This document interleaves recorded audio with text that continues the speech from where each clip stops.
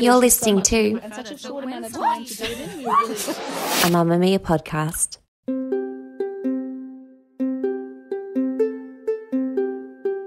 Big office announcements can be really awkward, especially when they're about your private life.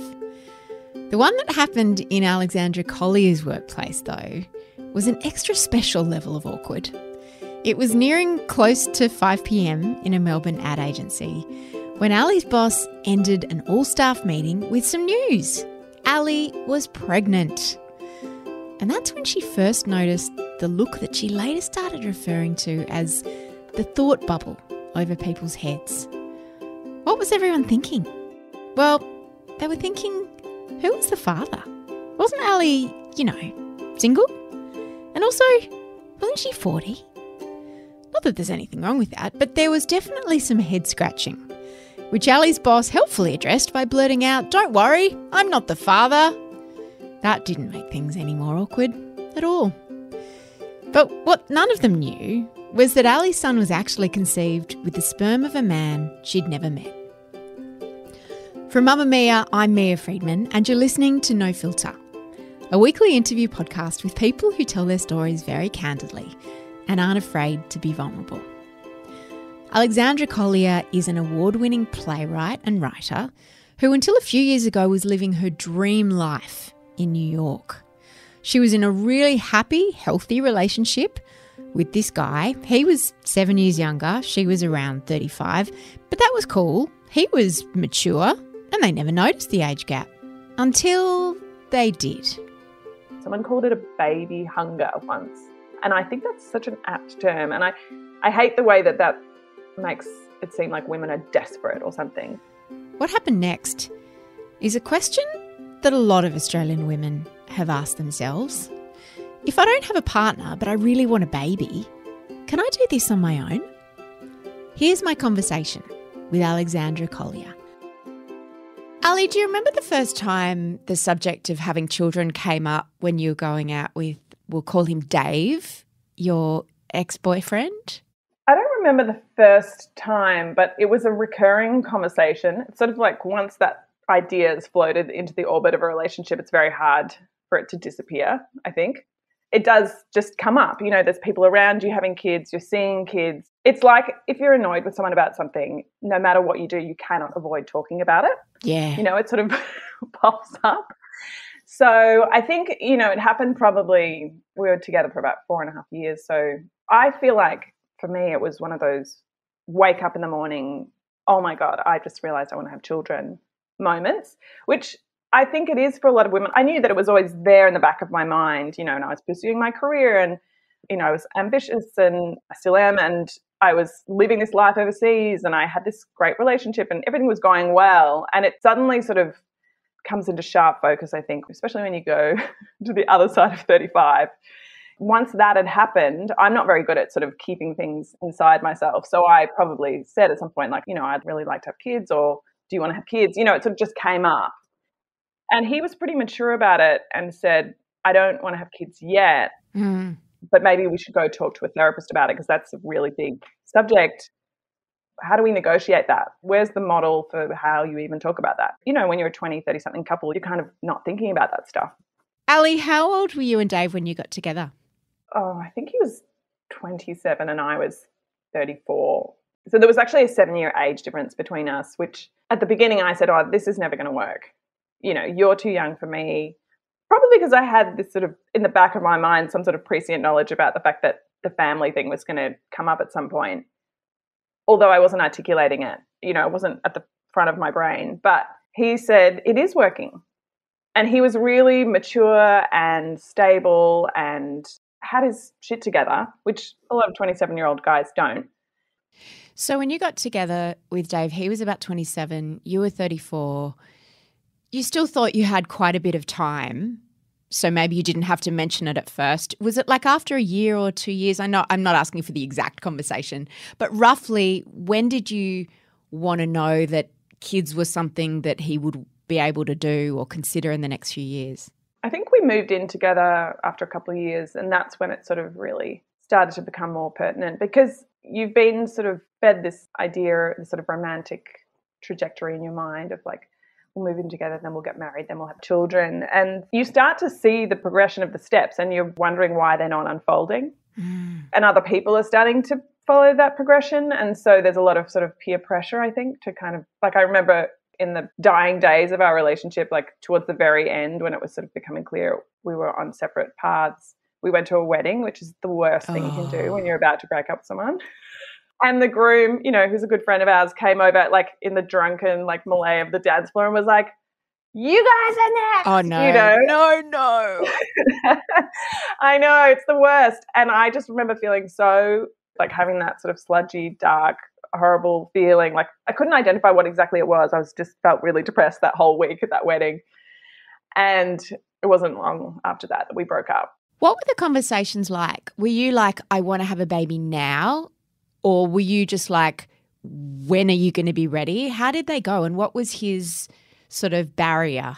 Well, the conversations were sort of circular. They kept sort of going around and around. I was like, do you want to have kids? And he's like, yes, I do, but not yet. And I was like, well, do you know when you want to have them? You know, I'm on a limited time frame. What would we do if we did have kids? Like, we'd sort of talk through all the possibilities, like where would we live? And then it would get sort of complicated because we'd think, oh, well, neither of our families lived in New York. He was American. His family lived in the South. So would we move closer to them? That wasn't going to be great for either of our careers. We both worked in theatre.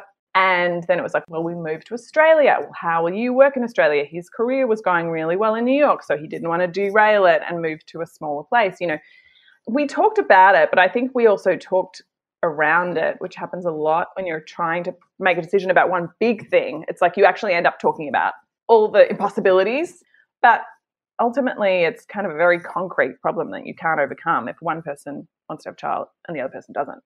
When did the idea of going it alone occur to you? Well, I heard this interview with this New York Magazine writer, Alyssa Shalatsky, and she was a solo mum by choice. And I probably heard that maybe 3 or 4 months before my relationship ended.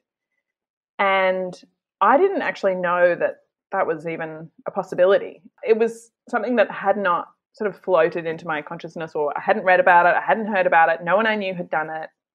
And I remember feeling so inspired and empowered by her because she was really positive and she was so happy with the choice that she'd made. And she'd made it quite, I don't want to say on a whim, but she'd done it quite decisively and quite quickly. Like, she broke up with a guy in Italy who she'd had a long-term relationship with. She flew back to America and then she was like, that's it, I'm getting pregnant. You know, I'm going to go get my donor sperm. And her family were really on board and went and bought her a turkey baster. And, you know, it was just a really kind of joyous story. And she ended up conceiving quite quickly and she had this lovely little girl. And then, of course, she met someone. So, like, the romantic narrative kind of kicked in as well. She was sort of presenting this possibility of, like, you can do this and then, you know, also you can still date and meet people later on. Like, it's not over. In fact, I think she was dating while she was pregnant, although that might have been more for, like, a story than really dating. But that was when it occurred to me and I was like, oh, thank God, this is a thing. Like, people can do this. And then I had a friend who I found out wanted to do it on her own. And I sort of followed her journey along with her. And I was even there the weekend she conceived. She flew in this sperm donor from the US and she would hand him a little plastic cup every morning while we were away at this beach house. He would go into a room, come back, and then, you know, she would inseminate herself and she got pregnant. Just wait one sec. How did she find a sperm donor in America and then flew him to Australia? Is there a website where this happens? It's a very bizarre story, but Was it someone she knew or knew of? Her ex-business partner in the US, she and her business partner ran this business, which was nude modeling for bachelorette, like, hens nights. And one of the models said to her ex-business partner, oh, I'd be happy to be a sperm donor to someone. Like, my cousin could never conceive. And so they were put in touch. My friend was put in touch with this guy via her old business partner. She talked to him on the internet 3 times. Like, they had like 3 video conversations and then they just really clicked. And she organised to fly him over when she was ovulating and it all worked out. They're still in touch. He's met the kids, you know, it's just. And they didn't have sex? No. Did they have to negotiate the terms? I guess they did. Yes. I think they signed a legal document too. I want to go back to you for a sec, though, because when you split up from Dave, you'd heard this interview, the idea had obviously been planted as a seed. But after you left Dave, did you sort of throw yourself into actually looking for a baby daddy and a romantic partner in one in New York? I left New York pretty quickly. So a couple of months after the relationship ended, I went back to Australia. I'd been there for 10 years and I just needed to like rehabilitate myself. I missed my family and I was really ready to move back. So I came back and I did throw myself into dating in Melbourne because I had this sort of newfound optimism. You know, everyone was saying, you'll meet someone, you're great, you'll meet someone, you know. And I did meet some people. And there were some nice guys along the way, but nothing, a lot of them had issues or it just never got off the ground. Or I found that it was really difficult to date because there was this hovering pressure about the reproductive timeline. And that's really difficult. Like I always had the conversation early on with people because I did not want to end up in the same situation again where I was trying to convince someone to have a baby with me. So how did that go? Like on what date do you raise, so want to have kids with me? I mean, maybe not with me, but want to have kids full stop? I found that sometimes I would just sort of casually drop it into conversation. I'd say, oh, because I want to have a family. I'd just wait and see what the expression on the guy's face would be. And that would often tell you a lot. Or, you know, where the conversation went after that. Because some guys would say, so do I. And other guys would go, oh, yeah. Or there'd be like the guys who'd be like, yeah, I really want to move to New York. And I'd be like, okay, this is never going to work. You know, people tell you what they want. How old were you at this stage? Oh, I think I was 37, 38, you know, those kind of few years, yeah. Being that age, did men approach you a little bit warily in terms of dating? Not really. Because of the biological clock, I mean. Like, was it an unspoken thing? I think it is an unspoken thing for a lot of men. I think there is a lot of anxiety around, oh, God, these women all that just want to have a baby ASAP. And you see that online, you know, with people's profiles that say, don't want children, or like men will like put it in there quite explicitly in something that they'll write. And you get the sense that there's been some drama in the past. But I found that the men that I was dating were sort of roughly in my age bracket. You know, they were either early 40s or late 30s. And some of them had kids and they didn't want more. Some of them wanted kids, but we weren't really a good fit. And it just felt like it was a bit of a red flag when I could already see all the ways that it wouldn't work between us, but we were potentially going to bring a child into this situation. So like you lowered your standards just because they wanted kids? I think it was the opposite. I wanted kids and I wanted a partner who was going to meet that.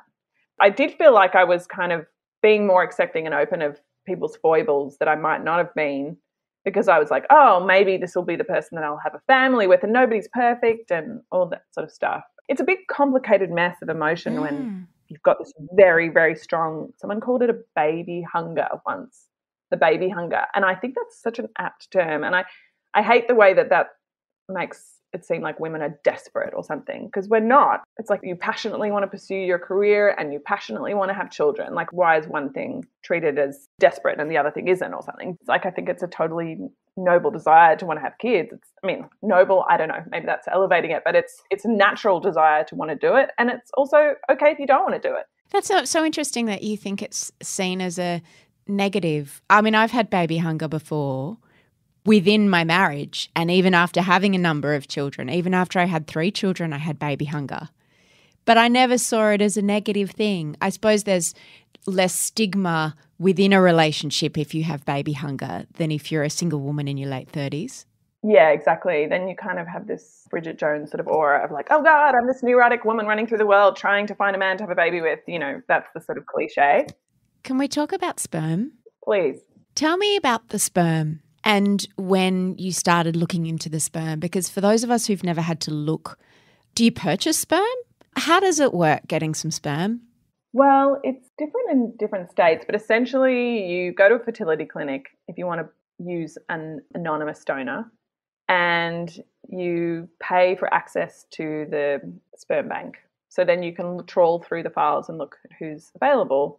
What can you see in those files? Not a lot. They write a letter to the child, to their potential offspring, and then there's usually their medical history, and they'll do some genetic testing. And what sorts of things do they say to their future child that they'll never see, maybe? Like, that feels like quite a lot of pressure. It is. It's a lot of pressure to write that letter. Yeah. I think it's a hard letter to write. I had to write a letter too, I think, that went on my file in case, I don't know, they ever wanted to look me up. it was sort of a bit like, this is me. This is who I am. This is what I do with my life. These are my passions. These are my interests. This is why I'm doing this. What were some of their intentions? I think a lot of people encounter people who have fertility issues in their life, and so that inspires them to go and donate sperm. What, like their sister or their friend? Or... Yeah, their relative or friend, yeah.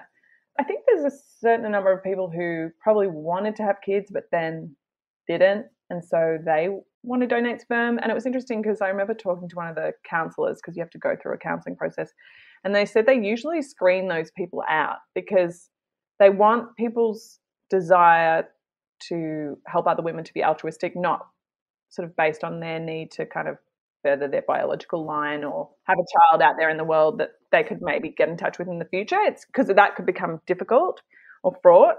I mean, surely there's a degree of that for the people who haven't conceived. There's a lot of gay men who are like, I'm never going to have kids, and I, want to help other women.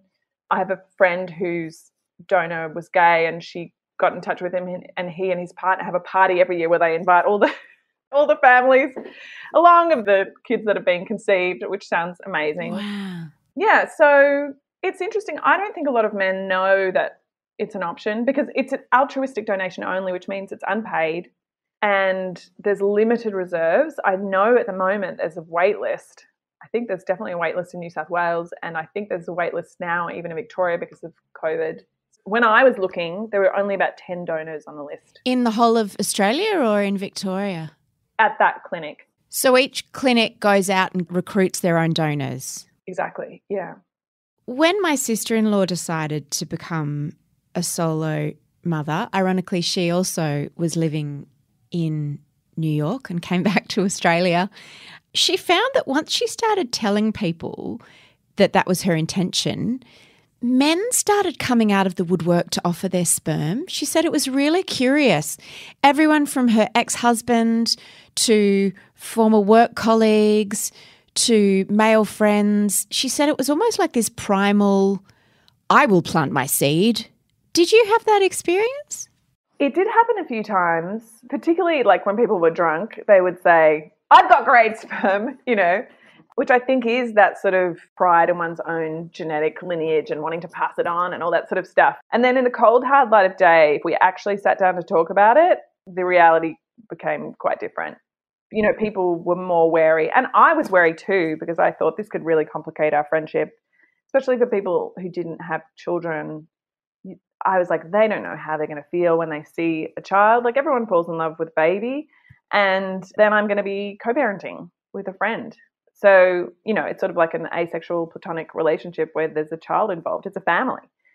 And that felt really fraught and complicated, and like I wouldn't have the decision-making in a lot of the processes that were happening. And I think ultimately I made the right choice to not go down the friend path. My sister-in-law went through the same process. Were you called selfish for denying your child two parents? Yeah, a couple of people said that. How did you deal with that? Well, when my mum and I disagreed about it, she was worried about there not being a father in the picture. And I said, so you chose to have me out of altruism? I think people don't go into parenthood, even in marriages, with a kind of noble idea in mind of like, I'm going to bequest a life upon a future being. Like I think it's just this thing that we do. Yeah. It sort of unfolds and nobody questions that. And I actually find that the solo mums that I am now friends with and have joined a community of are sort of so considered in their approach to this. They have looked at it from all angles. They're so conscientious. They've thought about their financial future, their emotional future, who's going to support them, the happiness of their child. It's so planned and so thought out that for it to be called selfish feels quite ironic. So you explored the idea of doing it with a known donor and ultimately decided that the anonymous route was going to be better for you because you wouldn't have to share that decision-making and it wouldn't potentially be complicated. We've seen a number of those situations go through the courts, haven't we?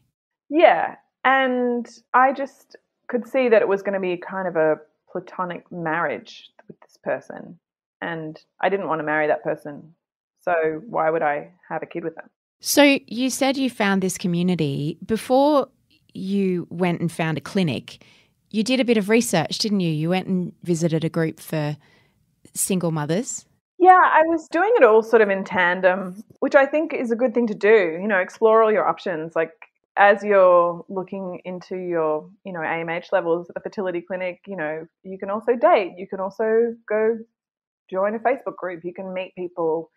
And like anything, it's so important to find people around you who identify with you and are doing similar things. And so I went to an actual physical meeting. That seems so antiquated now because they're all on Zoom still, in a room full of women who I didn't know at all. It felt really strange. I was kind of like under the cover of darkness, like sneaking into this meeting because there's this sort of shame around it. It's like, oh God, I don't want anyone to know that maybe I'm like, haven't found anyone to have, a kid with. Like I'm Really? Did you feel shame?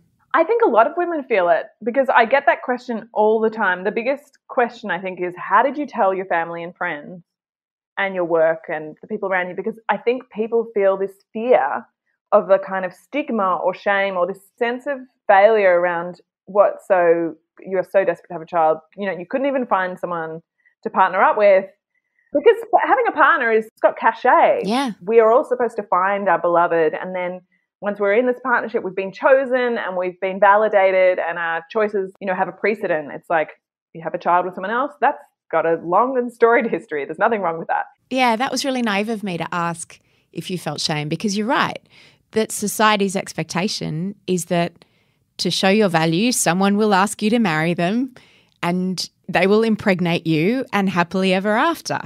Or you will marry someone of the same gender, whatever it happens to be, but you will be chosen and that will be your validation. So yeah, I get that. Absolutely. And we all want to be chosen because it's a romantic fantasy and, it's a nice romantic fantasy in some ways, but it's also limiting in others because it's kind of built on an old patriarchal ideal that you're going to be like plucked out of nowhere by a man, And rescued. Rescued, yeah. What did you learn at the group that you didn't know? The group was interesting. There were a lot of women there with kids. There were women who were sort of in my position who were like, should I, shouldn't I, what, like on the fence. There were people who were trying to conceive. I learned a lot probably in, 1 hour. It was an intense experience because I spoke up in the group. Weirdly enough, the topic of that meeting, there was a meeting topic was, will I always be single? Which I thought was so funny because it was like, really, that's not what the group's about. The group is about will I conceive a child or I have conceived a child and how do I parent alone and, getting support for that. I sort of spoke up and said at one point, I'm still dating and I just keep thinking maybe it's going to happen with this person. Like I literally went on a date that night after I went to the meeting, this guy that I've been sort of just started seeing. And I was like, I'm still dating and I just keep thinking maybe it's going to work out with this next person. And there was this very long, awkward silence after I said that. And I thought, oh my God, I've said totally the wrong thing. Like, what did I do? Like, this is awkward. No one else feels this way. Like, I must be the only person. I was like, it was like the opposite of the rest of the world. It was like the upside down world where you walk in and like, everyone's like, what, a partner? And then this woman down the end of the circle who was like holding her little baby said to me, you're just not ready yet. It was just such a revelation. She didn't mean like you're not ready to find the man of your dreams. Like people keep telling you like when you least expect it and like when you're ready, when you love yourself, blah, blah, blah, She was like, you're not ready to have a baby on your own yet. Like you haven't got yourself to the place where you can actually accept that that's what you want to do. You haven't kind of grieved this old story essentially. And that was kind of a relief. I was like, I'm not ready yet. But the yet was in there. It was like, it's coming. It's imminent. I was getting to that sort of knife edge. Like I had to make the decision. And I met some women there. We went and had lunch afterwards and we just had a lovely time together and we were just laughing about things that people had said to us, the sort of judgy things. And one of the women had a baby. One of them had just had a round of IUI, like artificial insemination. And the other one was sort of in my position where she was sort of earlier on in the path. And it was such a relief to have this conversation that no one else was really having. Everyone else was like, you'll meet someone. It was almost this like, don't deviate from the path. Do not deviate, So that was revelatory, I think, because then we started a little messenger group on Facebook and that was incredible. And one of those women was just such a great support to me all through the sort of journey of getting pregnant because she had been there and it also kind of gave me a clearer picture of how complicated IVF can be as well. I mean, I already had some inkling of how tumultuous it can be. A lot of these women had gone through rounds and rounds and spent tens of thousands of dollars. It's a very heartbreaking, can be a very heartbreaking process. I'm Mia Friedman, and you're listening to my interview with Alexandra Collier about choosing to become a solo mum. What made you finally go, I'm doing this? I started dating a guy, and it was a bit of a love bombing situation where it was like all on, it was suddenly on and it was all going to happen. And we'd met each other like 10, 12 years ago at uni or something. And so it seemed like serendipity, like the stars had realigned and we found each other and it was all going to happen. And that fell apart kind of in the blink of an eye because he said, you know what, I've actually realized I don't want any more children. He already had kids. And I had said to him, even before we started dating, I want to have kids. If you don't, I've got to put this out there now. And he was like, well, I'm open to it. He was sort of like, he's like, I didn't think I would have any more and, all this stuff. I was very briefly devastated. And then I realized, I'm actually not that upset about breaking up with this guy. I'm not that devastated about losing him from my life because I don't think he was the right person to be in a relationship. There were a lot of mental health issues and, no shade on mental health issues, but there was a lot of stuff going on with him that would have been very difficult and was already very difficult in a very short period of our relationship. And so I thought, that's it. I'm not waiting for someone's permission anymore. It felt like I was waiting for someone's permission. And once I'd let that go, I just felt really relieved. And that was kind of the launching point for this is it. I'm booking in. I'm going to go look at the sperm bank and choose some sperm and make this happen. How did you choose the sperm? It was really hard. I mean, it was a bit like online dating, but there were less people. And no photos. Some of the clinics now have photos, I think, baby photos, but they didn't when I was looking. It was a bit like buying clothes online. Sometimes you go onto a website and you browse around and you're like, oh, I like those shoes. And you add them to the cart and then you leave and then you come back and then you get an email that's like, don't miss out on this deal to buy these hot new shoes. Please complete your purchase. Is there something else we can help you with? Yeah, exactly.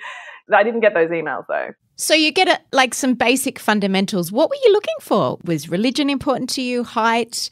Education? I wanted someone who was smart and kind and tall is nice, but not like a deal breaker. Taller than me, I guess. I was looking for someone who I had a genetic marker for cystic fibrosis, which is a recessive gene. So if you don't procreate with someone who has that gene, then it's fine. But if you do, then there's a 1 in 4 chance that your child could have cystic fibrosis, and that's a pretty scary thing. You wouldn't have learnt that if you were swiping left and right, would you? Never would have learnt that, no. And a lot of people don't, and things work out fine. It's like knowing this information sometimes is a bit of a burden. No wonder you were indecisive. Yeah. I mean, it was one of those things where I kept going on and off and on and off, and then I was like, no.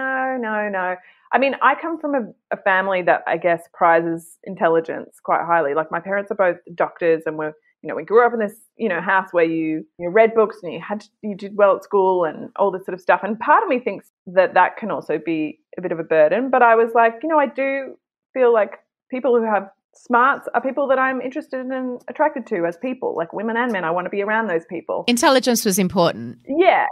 So there was that. And if you choose someone of a different race, you have to do extra counselling.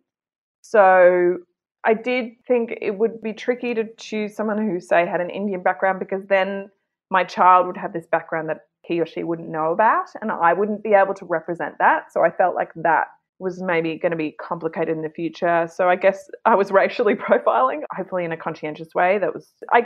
You want your child to feel like they can look around their family and see people who look like them and they belong, especially if they don't have a father, because they've already got this slight barrier or slight hurdle over a lot of other kids in terms of how they have to explain their family. So there was that element. I mean, if I had a partner who was Indian, that'd be fine. I'd be happy to have kids with someone. Of course. If that person was around and their family was around. But this was a situation where I couldn't represent that and I couldn't talk about that culture or history. Or really, at the end of the day, it was quite simple. I went online one day, there was a new donor on there, and I was like, new donor, got to get him quick. Fresh meat, fresh sperm. Yeah, exactly. God. It was like, oh, who's this shiny new person?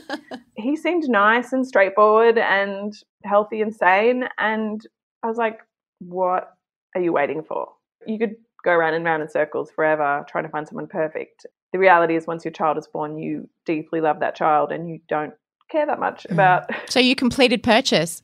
I completed the purchase. Yep. I clicked the proceed with this donor and then the website locks you out. Why does it do that?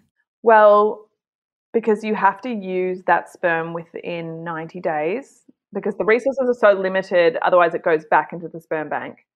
So it's like, that's it. You've chosen, no more sperm for you. And I guess it's smart in a way. They probably, who knows, maybe they did it the other way and then found that people were like, maybe I'll just go back and have a look to see if there's another, There's no returns.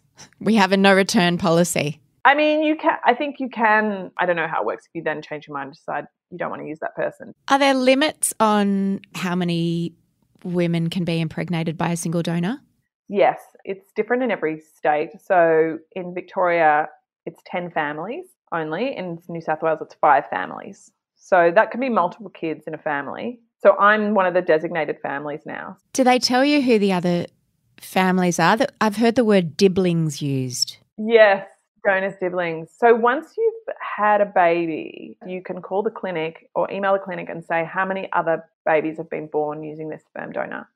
And they have to tell you. I did do that at one stage and there were 2 or 3 other diblings, which was a bit of a shock actually when I found out that information, because I think you feel like your child is sort of special and unique and then you realise, oh no, the sperm's out there. There's other ones, Do you get put in contact with them if you want to?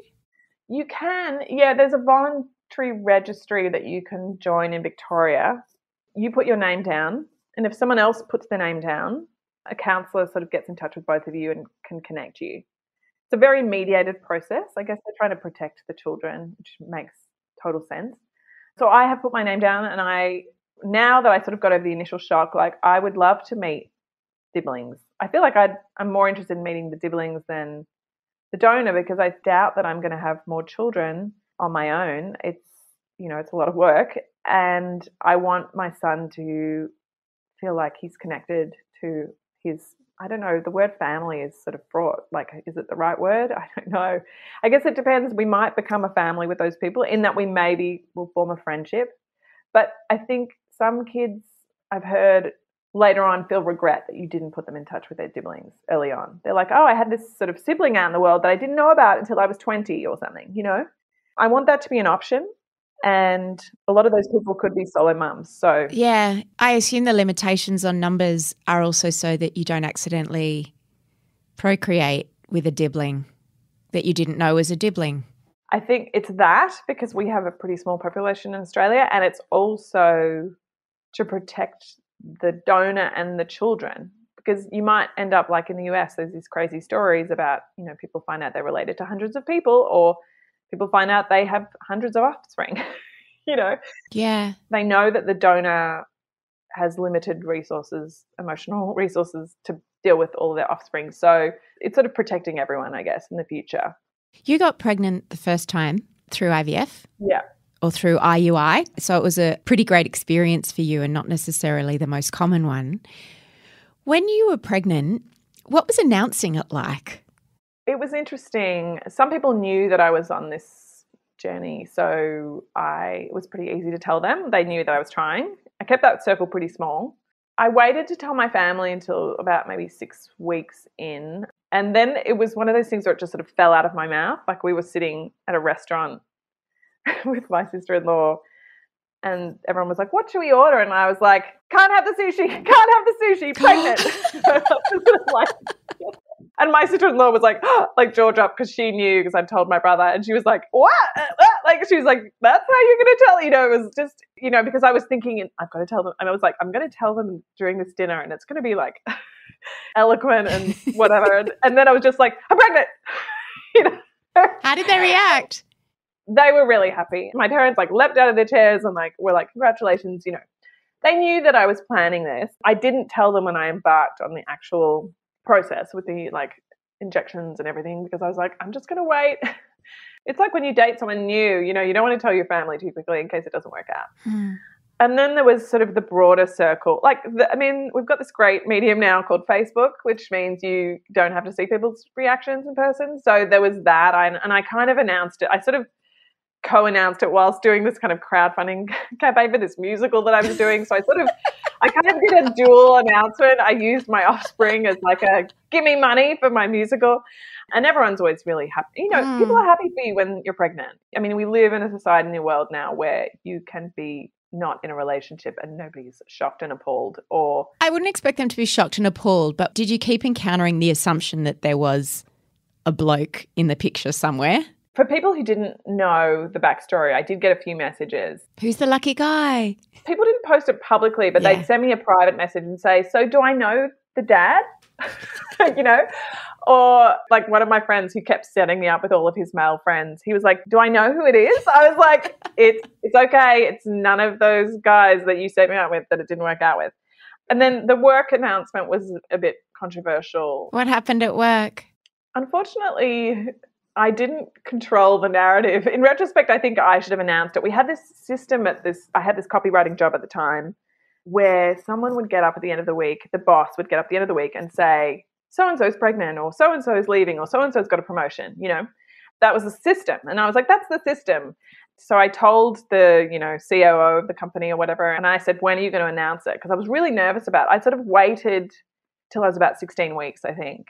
There was a lot going on. I just got a contract with them, which I'd been negotiating while I was in my early pregnancy, which was already, you're like, oh God, are they going to figure out I'm pregnant? And, there's all that stuff. And I was going to New York. They were letting me go to New York to do this musical production that was happening. So I'd negotiated all these good terms for myself. And then I was like, and ta-da, I'm pregnant. See you later. So I was like, oh, they're not going to be so happy with me.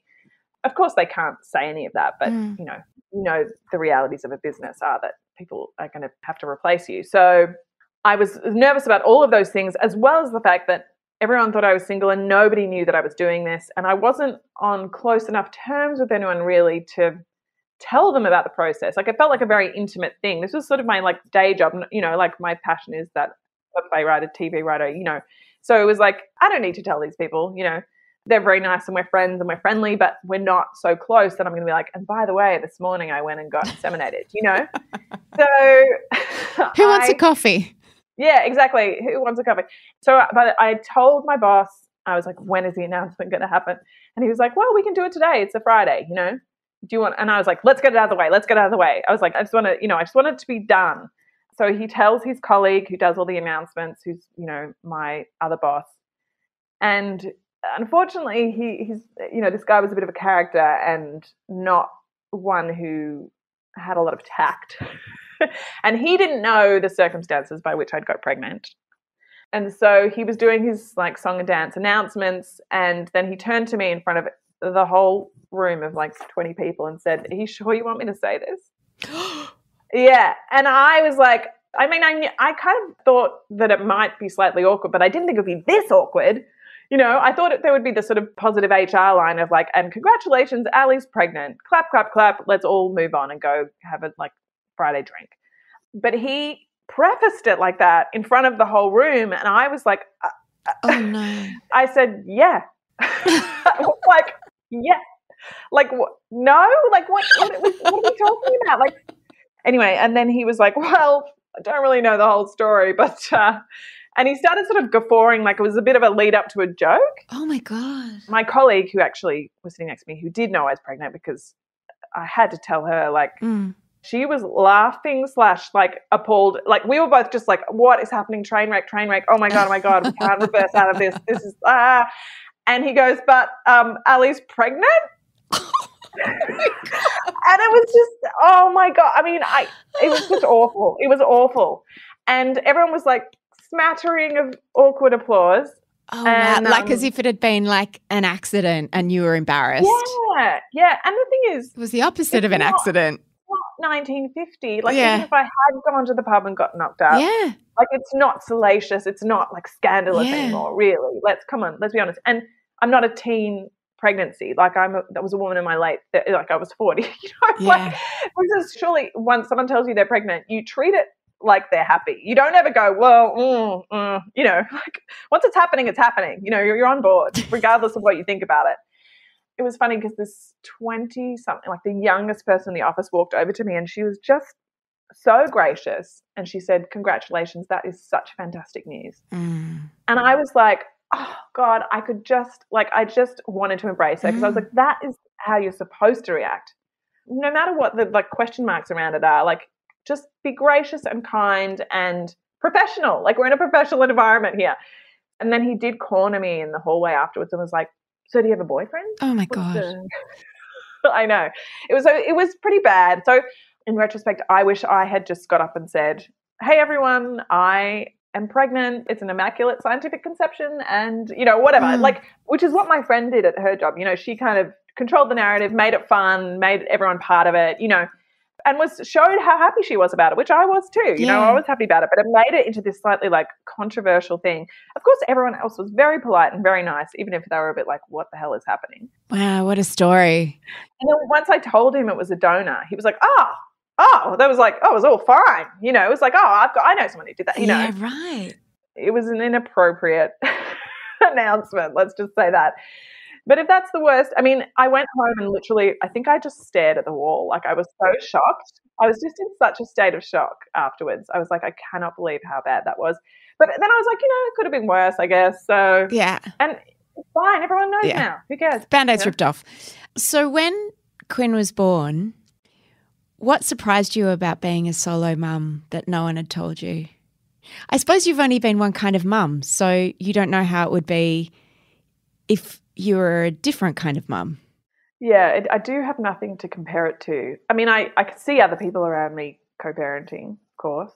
Let me start with asking what the best parts are about parenting on your own. I don't have to compromise with anyone else. There's no dual decision-making, which can be fraught.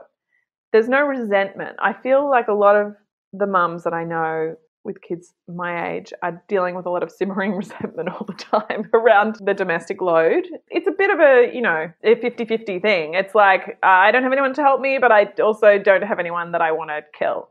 Sometimes I think, another pair of good hands would be great, just so I could go to the 7-Eleven and buy some milk, after he's in bed or whatever. But I really love being a parent. I mean, I really love being a mum. You don't know if that's going to be the case. And I really love being a mum so far. Parenting changes all the time. It's like there's going to be periods where it's hard and they're annoying, and it's not that your love for them diminishes in any way. But I think the first few years, especially when you're breastfeeding, there is still that kind of like happy oxytocin running through you, and you're kind of in love with this person. And he's a very fun person. Like he's a very joyous, cheerful kid so far. So that's great. He's also insanely busy. Like he is nonstop. So it's hard work. How have you built a village around him and around yourself of support? My parents have been great. My dad retired not long before I gave birth, so that was really good timing. And he'll come around once or twice a week. My parents take him on Saturday afternoons, and then he usually stays there on Saturday nights. Like I'll go over there later on. So I can sometimes go out on a Saturday night, which is nice.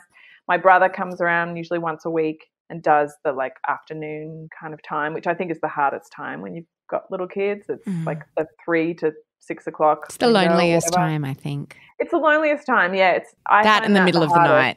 Yeah, the middle of the night I don't find as hard. I mean, I've got a pretty good sleeper. He did wake up once last night. Did you have anyone at home with you in those first few weeks when you got back from hospital? It was funny. Actually, I gave birth and my parents came into the room afterwards and they were like, "Come stay with us."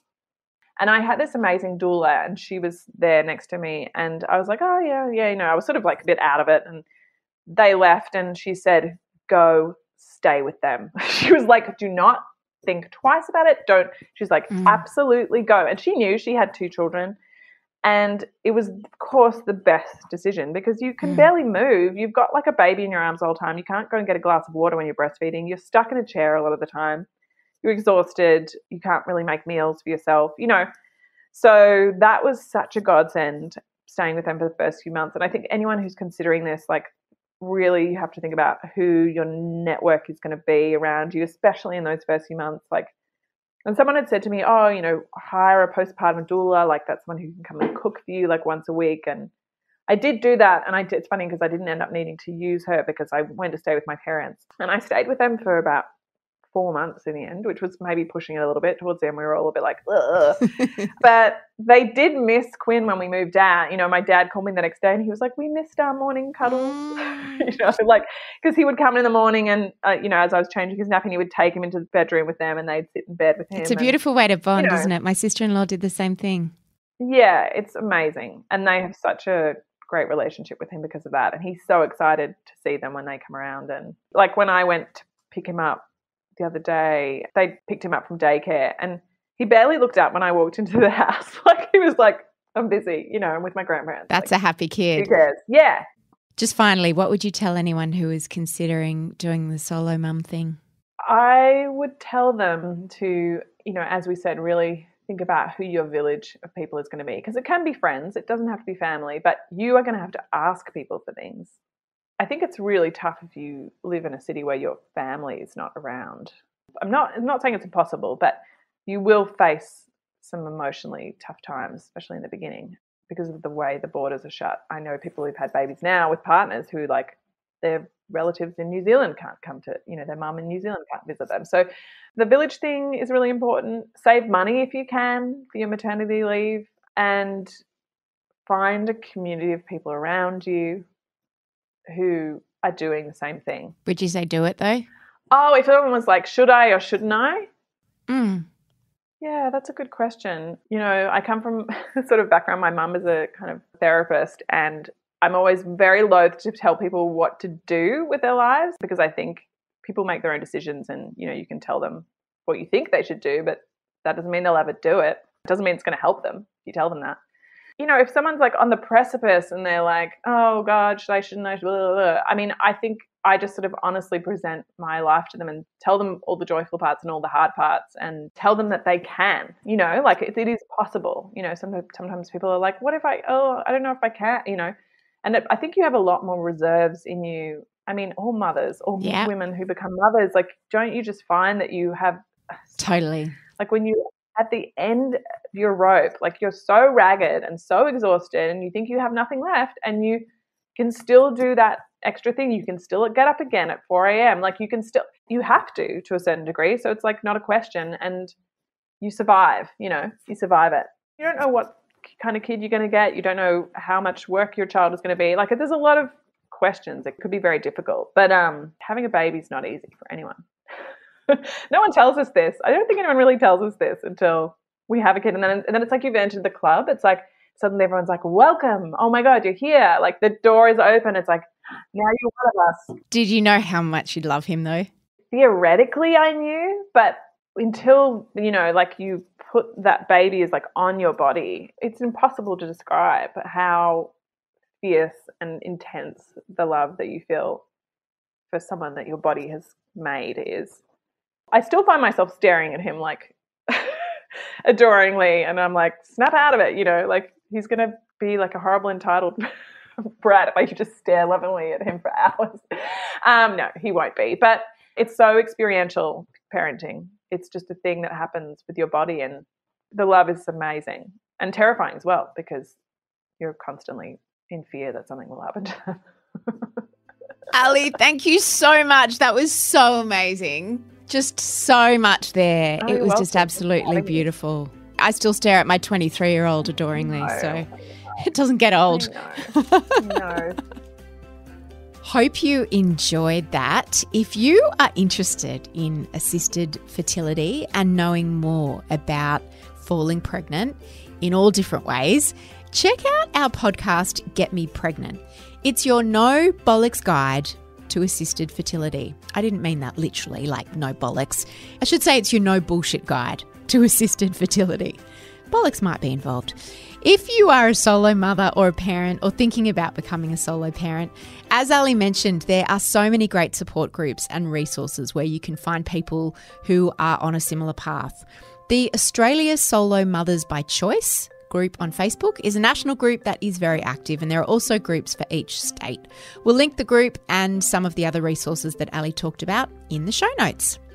And just one more thing before we go. People often contact me and say how much they enjoyed a particular episode and how much they love listening to No Filter in the car or when they're at home, all different places in all different ways.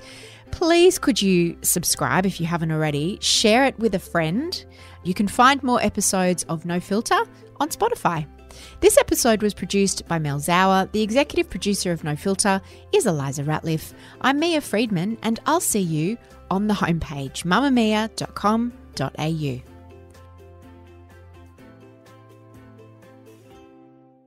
Mamamia acknowledges the traditional owners of the land we have recorded this podcast on, the Gadigal people of the Eora Nation.